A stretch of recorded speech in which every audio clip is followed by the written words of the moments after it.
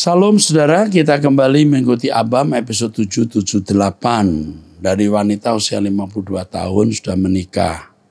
Salam sejahtera dan selalu sehat Pak Eras, beserta keluarga juga tim Abam. Setelah sekian lama saya ikuti Abam dan setiap kegiatan GSKI, baik secara langsung maupun tunda via YouTube. Dan saya sangat tertarik ada kalimat penyampaian Pak Erastus. Jika tidak saya salah ucapan, yang kedua mengatakan akan membangun banyak PAUD yang disampaikan pada saat pertemuan Civitas Akademika di hari Jumat lalu, 8 September. Oleh karena itu saya tertarik menjadi tim yang Pak Erastus sampaikan tentang visi dan misi tersebut. Dengan senang hati kiranya saya bisa dijadwalkan untuk bertemu Pak Eras. Oke, ya. Kami akan hubungi, nak. Dihubungi, nak. Kami memang berkerinduan membuka PAUD sebanyak-banyaknya. Karena anak-anak sekarang sedang disemai oleh kuasa kegelapan. Kami sedang akan menyelamatkan mereka. Kami juga sedang berusaha untuk bagaimana membuat semacam kurikulum untuk anak-anak PAUD ini.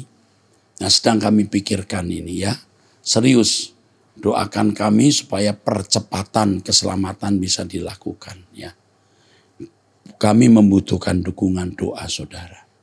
Ya, doa saudara akan melahirkan kuasa, melahirkan jalan keluar, juga dana yang sangat besar.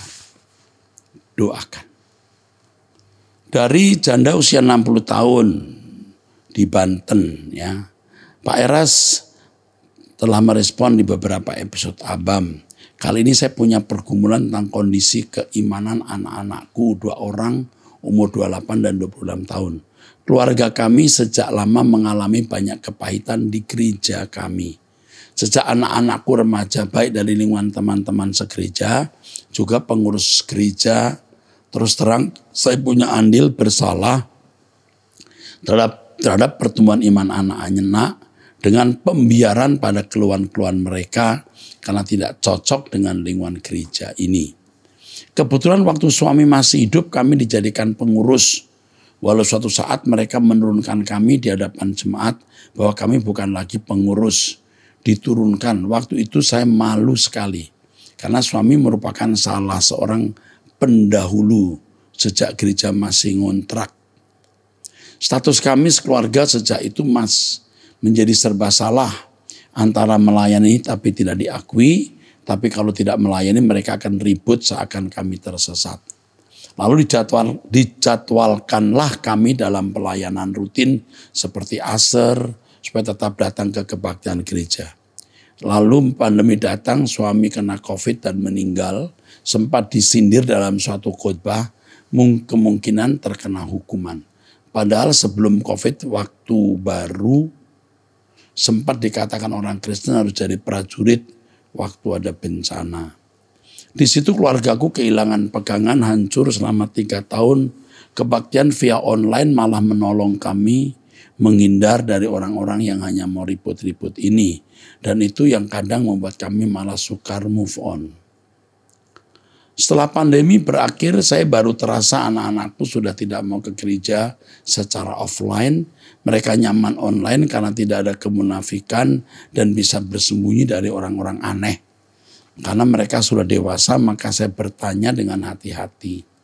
Yang satu yang besar tidak ingin ke gereja di situ, walau seperti biasa gereja akan memberi jadwal pelayanan. Malah tanggalnya kadang-kadang yang tidak cocok dan tidak bisa didiskusikan. Saya masih bersabar dengan selalu kebaktian di gereja ini, walau hati masih terus bergumul. Dan saya malah sering dengar khotbah Pak Eras, juga Pak Wiknyo dan juga banyak apologet di YouTube. Hancur sudah berantakan keimananku. Entah jurusan yang mana doktrinnya.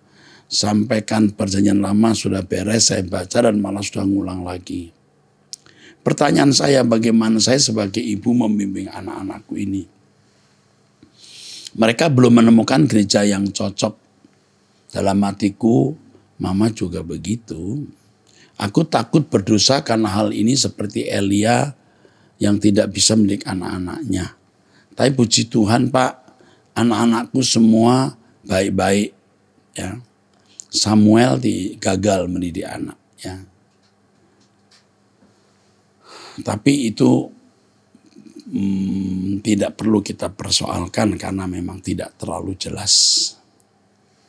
Tidak ada yang macam-macam, hidup rohaninya masih saat teduh, doa dalam segala hal, mendengar renungan rohani. Oke. Ibu saya kira sudah tidak perlu datang ke gereja itu lagi karena gereja itu sudah menjadi toksik. Ya. Saya tidak tahu apakah di balik ini ada masalah apa dengan ibu, tapi mestinya perlakuan gereja itu tidak membuat ibu menjadi begini luka, ya. Ibu ini luka, ya. Jadi sebaiknya ibu mencari gereja yang ibu tidak merasa yang di tempat di mana ibu bisa merasa nyaman, ya. Kalau tidak, sementara waktu berdoa ikut online, tapi serius ikut online. Tidak apa-apa kalau serius ikut online, mendengar firman dengan serius dan itu mengubah. Perjamuan kudus juga ikut, ya. Kalau memang terpaksa dalam kondisi ekstrim, daripada Anda datang ke gereja Anda bersungut-sungut pahit, ya lebih baik jangan. Oke, saya kira itu nasihat saya. Tapi yang penting yang Tuhan mau beritahu ke ibu adalah ibu harus menjadi contoh teladan. Satu, perilaku ibu yang harus agung. Yang kedua, semangat rohani ibu yang bisa mengimpartasi atau menulari mereka. Jadi jangan banyak ngomong, kelakuan ibu, spirit ibu yang bernyala-nyala, yang menulari, ya, kehidupan rohani, gairah rohani kepada anak-anak. Tuhan sayang keluarga ibu, benar. Karena ibu juga nggak macem-macem, nggak boten-boten, bukan orang yang enggak, ibu orang yang lurus-lurus saja. Dan keluarga ibu punya gen baik seperti ini. Nah, sekarang ibu harus menjadi teladan, bergerak ke level yang lebih tinggi. Kesucian, kekudusan, ya. Ajak anak-anak berdoa jam 5 pagi bersama saya dan ikut Truth ID. Jika memang belum ada gereja. Tuhan memberkati. Dari pria usia 39 tahun di Kota Mobagu, Sulawesi Utara. Om Eras, ada pertanyaan tentang mengapa iblis tidak bisa diampuni karena iblis melakukan dosa orisinil yang mana ingin melawan Allah, Yahweh secara langsung. Kalau saya tidak salah ingat Om Eras bilang bahwa yang ditantang iblis bukanlah Allah Bapa, melainkan pribadi anak, karena iblis tahu kalau dia menantang Allah Bapa pasti tidak bisa. Oke. Kalimat ini muncul ketika saya masih ada dalam konsep Trinitarian. Sebenarnya saya juga menjelaskan waktu itu bahwa iblis mau membuat semacam perusahaan kecil. Yang penting iblis tidak didominasi, tidak disubordinasi Allah. Itu yang penting. Jadi iblis memberontak karena tidak mau diatur Allah, mau mengatur dirinya sendiri. Maka saya pernah mengatakan iblis itu bukan bermaksud mau masuk neraka. Dia mau masuk surga, tapi surga di mana dia menjadi penguasanya. Tidak bisa. Allah penguasanya. Ya. Jadi ini yang perlu saya kemukakan. Memang konsep-konsep saya tentang Allah, Kristologi, Roh Kudus berubah total semenjak beberapa bulan ini.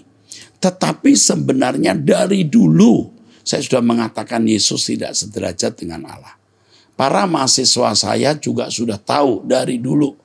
Pak Eras tidak setuju Yesus itu sederajat dengan Allah.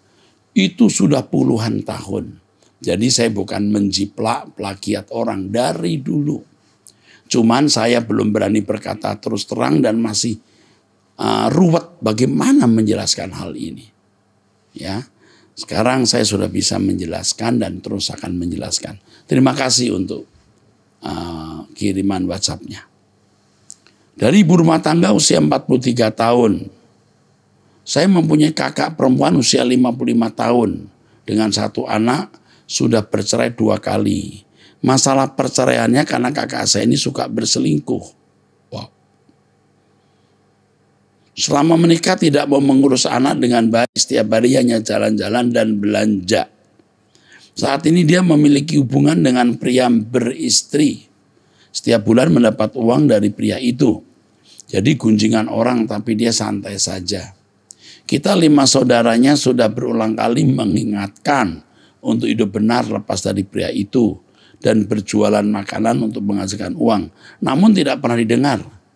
Jadi apa kami saudaranya masih harus menasehati? Kita serahkan saja pada pilihan dia sendiri ya Pak. Gitu? Oke, gini. Jangan menunjukkan sikap permusuhan. Jangan menunjukkan sikap permusuhan dan kalau bertemu jangan berlaku, berlagak, bersikap sebagai hakim atau polisi. Dia juga sebenarnya tidak ingin berkeadaan seperti ini. Kalau seandainya dia disuruh memilih hidup, belum tentu dia mau jadi wanita macam ini. Dia bisa saja berkeadaan seperti itu karena gen yang diturunkan orang tua. Juga bisa karena pengaruh lingkungan di antara satu di antara dua ini atau dua-duanya. Jadi kamu harus memperlakukan dia seperti pasien. Jadi dengan penuh kasih sayang. Kalau perlu malah kamu belikan dia makanan, kamu ajak dia ke restoran makan, bicara macam-macam. Jangan bicara perselingkuhannya dia. Ngomong apa saja. Nah terutama ngomong soal kehidupan, langit baru, bumi baru, firman-firman yang Anda dengar dari saya, sampaikan. Ya, jangan menasehati, tapi berteman. Jangan jadi polisi atau hakim. Tadi jadi dokter, mentor, konselor bagi dia. Dengan penuh kasih sayang. Ya, lakukan ini ya, jangan salah. Oke. Ini juga untuk yang lain, memperlakukan orang salah, berdosa, hidup dalam dosa tidak boleh seperti polisi mau nangkap maling atau hakim mau ketok palu, ya. Oke.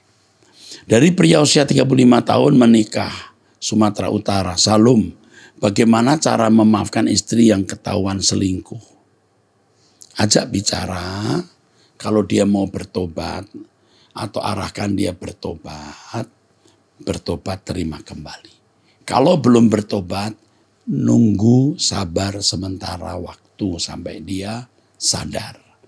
Jangan menghukum. Kalau dia belum lahir ditanya apakah mau jadi perempuan yang berselingkuh, mungkin dia tidak mau lahir. Kasihan. Waktu menikah dengan Anda, dia tidak merencanakan mau mengkhianati Anda. Ya, jadi kasihanilah dia. Ya, apalagi kamu kalau sudah punya anak ya lihat anak. Lihat mertua yang ikut malu. Sembunyikan hal ini, jangan diumbar ke siapapun, ke teman dekat pun tidak. Kecuali mentor pembina rohani yang bisa dipercaya. Tapi ingat tidak semua mentor pembina rohani bisa dipercaya. Ya, oke. I love you. Kami mengasihi Anda. Kami mau mendampingi Anda Pak. Jika ada apa-apa hubungi kami. Kami mau memberikan pendampingan. Jangan marah ya. Anda marah, Anda hukum dia percuma. Malah nanti akibatnya berantakan. Anda tenang. Mam, kenapa kau buat begitu? Ini membahayakan buat kekekalan kamu. Buat masa depan anak-anak kita. Sudah itu saja, jangan diulangi lagi. Oke. Roh Kudus akan pimpin Anda. Yesaya 9 ayat 6. 5. Sebab seorang anak telah lahir untuk kita, seorang putra telah diberikan untuk kita, lambang pemerintahan di atas baunya, dan namanya disebutkan orang penasihat ajaib, Allah yang perkasa, Bapa yang kekal, Raja damai. VS terjemahan lainnya. Nah ini telah lahir diberi satu nama tunggal, dan dia yang menamai anak itu adalah penasihat yang ajaib, Allah yang perkasa, Bapa yang kekal. Siapakah anak yang telah lahir putra dimaksudkan? Ya sebenarnya jika kita melihat sejarah yang dimaksudkan itu ada raja yang waktu itu dilahirkan untuk memulihkan atau memerintah Israel. Tetapi ayat ini juga ternyata bisa menjadi nubuatan tentang Mesias. Yesus maksudnya. Siapakah Bapa yang kekal? Siapakah Raja damai? penasihat ajaib, ya, Allah yang perkasa, Bapa yang kekal, Raja damai. Ini menunjuk Allah Bapa, Elohim Yahweh. Nah, kebesaran Allah ini diberikan kepada Yesus yang menjadi utusan Allah. Ya. Kebesaran Allah ini menyertai Yesus. Maka Yesus dalam pelayanannya menjadi penasihat ajaib, menjadi perkasa, mewakili Bapa. Makanya dia berkata, kau lihat aku, kau lihat Bapa, Raja damai, dan memang dia Raja damai. Jika dikatakan kemungkinan ini adalah Raja Hizkia, bukankah dalam Yesaya 9 ayat 7 dikatakan damai sejahtera tidak berkesudahan? Jadi saya melihat sepertinya Yesaya tidak sedang membicarakan Hizkia. Oh bisa. Jadi nubuatan itu bisa diambil sepotong. Seperti dari Mesir kupanggil anakku. Itu sepotong aja diambil. Tapi kalimat berikutnya, tetapi mereka memberontak dan tidak dengar-dengaran. Nah ini kan menunjuk bangsa Israel. Tapi kalimat pertama tetap bisa digunakan. Ya. Jadi secara historis memang bisa menunjuk raja. Tetapi sekaligus itu bisa menjadi nubuatan tentang peristiwa kedatangan Mesias.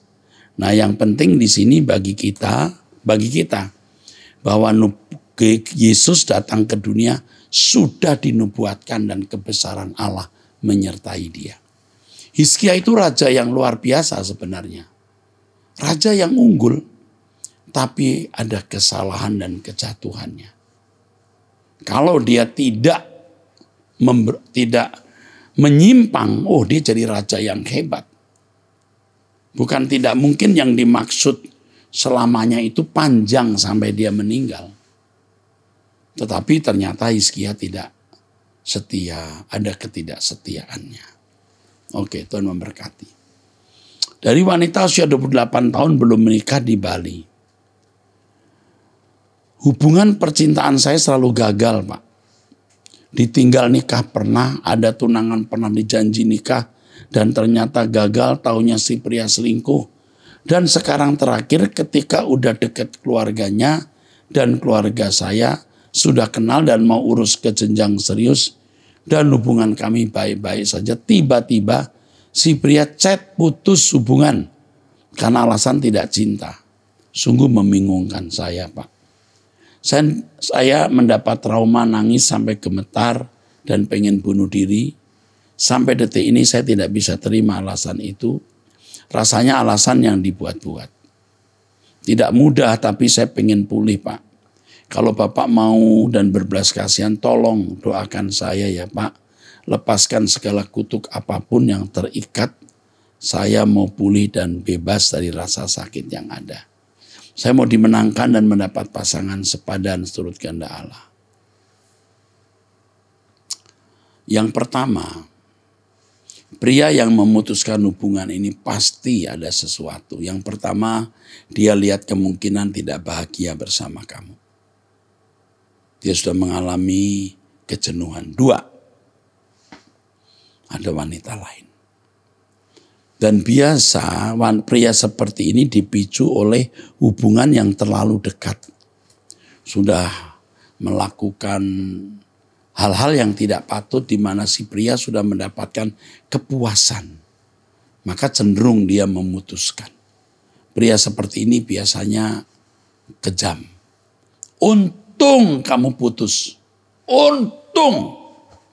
Kalau kamu tidak putus, kamu menderita. Lebih baik 3 bulan kamu patah hati daripada 30-40 tahun kamu menderita. Paham? Ya, jadi jangan menangis lagi. Masih ada pria lain. Usiamu masih 28 tahun ya. Masih berpotensi. Tapi saya melihat kamu punya konsep hidup itu salah. Wanita harus menikah. Kebahagiaan bisa diterima, dialami oleh pernikahan atau dalam pernikahan. Ini konsep salah. Kebahagiaan kamu itu Tuhan. Kamu harus bisa berkata, Yesus cukup bagiku. Tidak menikah, tidak apa-apa. Prinsipnya lebih baik tidak menikah daripada menikah dengan orang yang salah. Kalau kamu gagal pacaran berkali-kali lalu sampai tidak menikah, kamu ngerti nggak bahwa itu cara Tuhan menolong kamu? Tuhan kiranya menolong kamu, nak. Bapa di surga, tolong wanita ini dalam nama Yesus Kristus. Oke, jangan berpikir picik dangkal ya. Berpikir luas. Kalau boleh saya anjurkan kamu miliki kesibukan melayani Tuhan. Dan kesibukan mencari uang. Supaya kau bisa membantu orang yang lemah. Lupakan dia. Tidak patut kau menangis. Kenapa kau menangis? Menangisi pria yang tidak layak kamu tangisi. Pria yang tidak layak menjadi suamimu. Sudah dekat-dekat mau menikah kok bisa chat. Mestinya kalau dia gentle datang temuin. Ini pria yang tidak tanggung jawab, pengecut. Jangan menikah dengan dia. Kalau satu kali dia menghampiri kamu lagi, pikirkan ulang.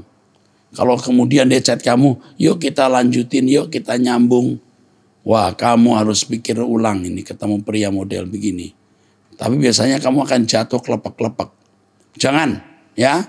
Itu nasihat Om Eras. Wanita usia 30 tahun, Pak Pendeta saya mau tanya ini keluarga saya.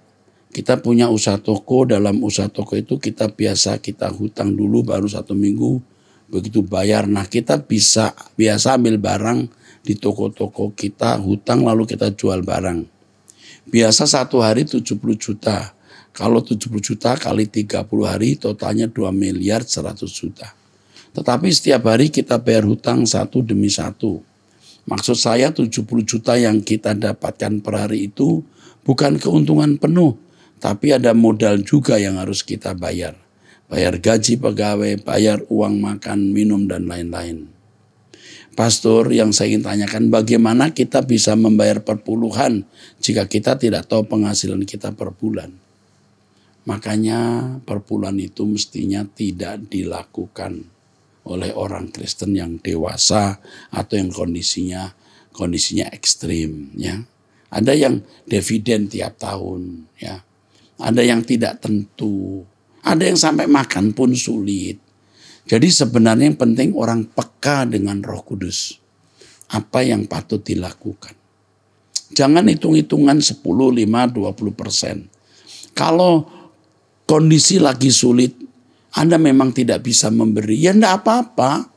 Yang penting hidupmu kudus, menyenangkan Tuhan, itu aja.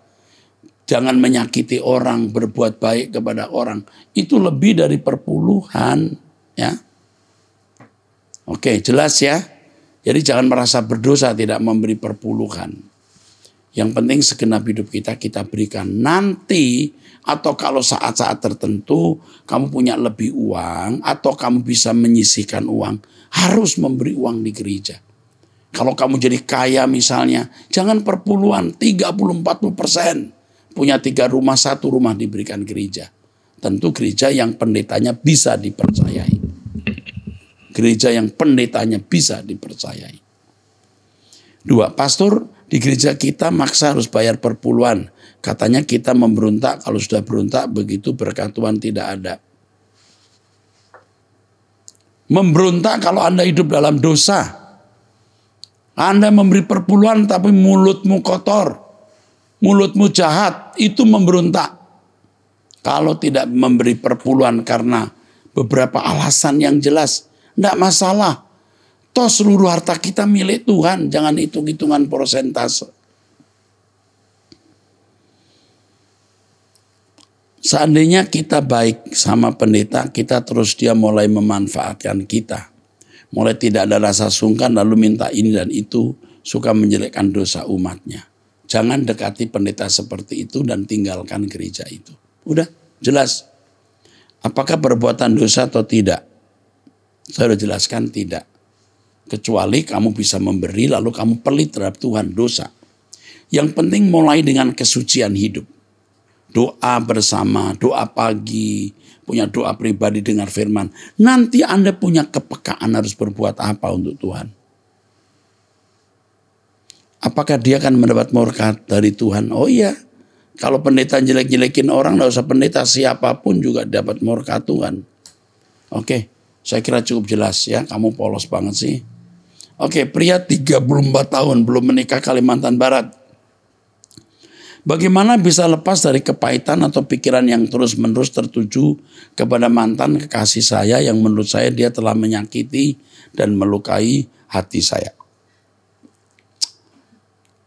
Patah hati ya. Kamu tuh kalau menikah dengan dia juga bisa tidak panjang umur. Jadi Tuhan menolong kamu untuk panjang umur dan menikmati hidup. Masih banyak wanita lain bro. Hidupmu itu untuk Tuhan, bukan untuk wanita itu. Kamu dilahirkan mama papa itu bukan untuk wanita itu. Memang dilahirkan bareng. Nah, hiduplah untuk Tuhan. Hiduplah untuk mama papa yang membesarkan kamu. Ya. Lalu coba kamu belajar untuk hidup kudus, hidup suci. Melayani Tuhan. Tuhan akan beri kamu jodoh yang tepat. Ya, dia punya hak untuk berbuat apa saja. Kamu tidak bisa atur dia. Ternyata yang dia lakukan menyakiti kamu, yaitu haknya dia. Lalu kamu tidak ada untungnya memikirkan dia terus. Kamu dibelenggu, kamu dipenjara oleh perasaan pahit. Itu ya, selain membuat kamu berdosa, bisa jadi penyakit bro. Jadi lepaskan saja dengan kalimat, emangnya gua pikirin. Ngerti? Sedangkan dia yang kau pikirin enak-enak lah. Mungkin dengan pria lain, mungkin juga jalan-jalan senang-senang. Jadi konyol kamu. Kamu memberalakan perasaanmu. Dan kamu menjadi tidak dewasa. Kamu pasti gak bisa berdoa. Tidak bisa fokus mendengar firman. Bahkan mungkin tidak bisa fokus kerja dan berkarir. Oh bodoh ya, jangan lakukan itu nak. Ayo ikuti Om Eras. Dengarkan khotbah dari Truth ID. Kamu akan jadi kokoh dan bisa kuat. Amin. Oke deh. Shalom Bapak, kegiatan hari ini saya melayani pemulung, membagi berkat, tebar kasih. Saya memasak makanan dan membagikan ke mereka. Dananya dari teman-teman. Dalam kegiatan ini ada beberapa jiwa yang saya injili dan menerima Yesus sebagai Tuhan dan Juru Selamat. Tapi saya bawa ke gereja A, mereka menolak, kata repot, nanti buat masalah. Saya bawa ke gereja B, katanya tidak ada pelayanan terhadap mereka. Saya bawa ke gereja C, diterima, tapi ibadah kedua kalinya diusir dengan dalih yang intinya bikin bangkrut. Wow. Saya menangis jadinya Pak, pada Tuhan. Saya mengadu pada Tuhan. Sekarang saya belum lagi menginjili mereka karena tidak ada yang menampung mereka. Melayani pemulung bagus. Tapi hati-hati ya, kadang-kadang orang seperti mau jadi Kristen hanya karena makanan. Ya, dia tidak sungguh-sungguh menjadi Kristen. Jadi yang penting bukan dibawa ke gereja dulu, dilayani pribadi sampai kelakuannya berubah. Nggak usah dibawa ke gereja dulu, bikin kebaktian kecil 3-4 orang, nggak apa-apa. Nggak usah dibawa ke gereja. Dan ingat ya, kita harus minta pimpinan Roh Kudus. Minta pimpinan Roh Kudus dalam melayani supaya tidak sia-sia. Jangan kita dimanfaatkan orang, diperdaya dengan mengaku mau jadi Kristen padahal tidak. Percuma juga pekerjaan kegiatan kita. Oke, sampai di sini Abam episode 778. Kita akan lanjutkan nanti di episode 779. Tuhan memberkati.